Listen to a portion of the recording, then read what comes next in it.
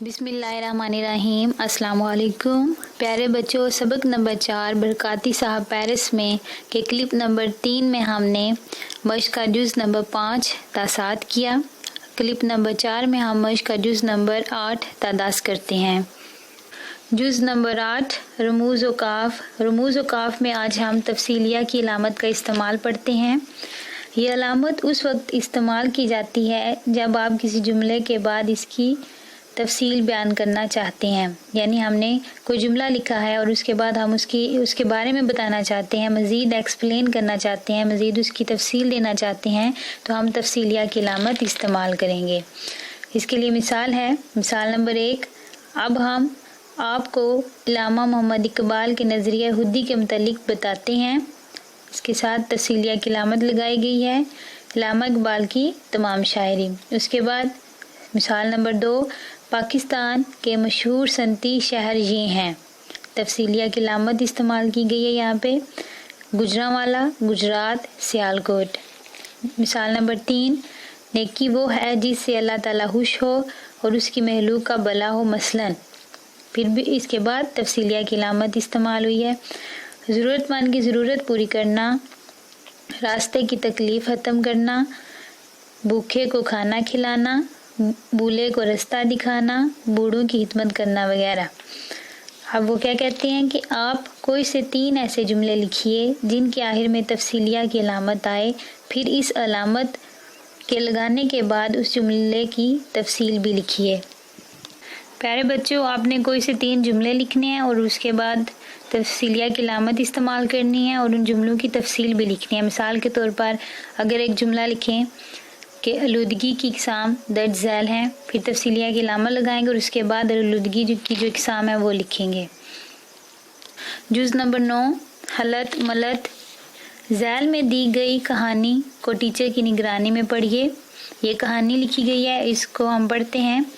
ایک دفعہ کا ذکر ہے کہ کسی دریا کے کنارے کچھوا اور خرگوش رہتے تھے۔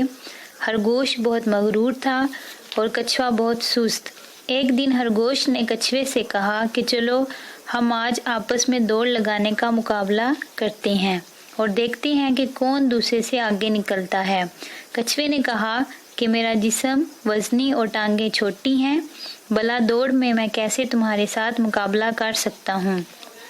خرگوش کو اپنی تیز رفتاری پہ ناز تھا اور وہ اپنی ضد پہ اڑ گیا اور آخرکار کچھوے کو مجبور کر دیا کہ وہ اس کے ساتھ دوڑ لگائے۔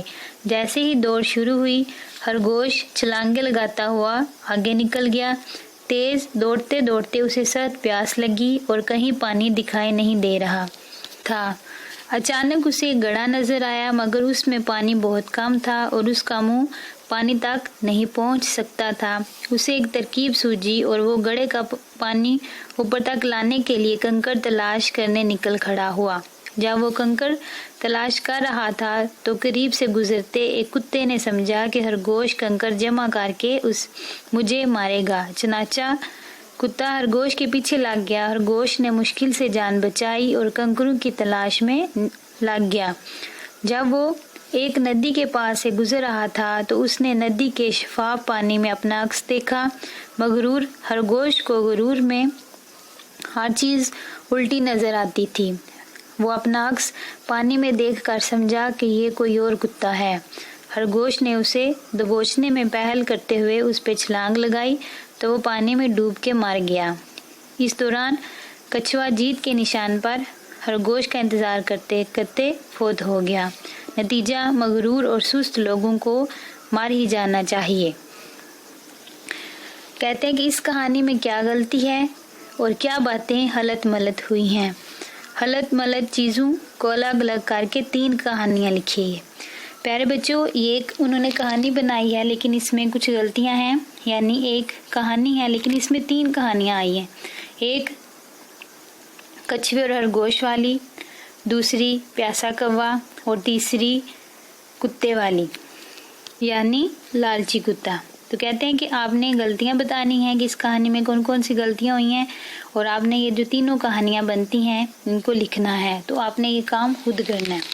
جز نمبر 10 سبق میں دی گئی معلومات کو پیش نظر رکھتے ہوئے ایک مضمون لکھیے۔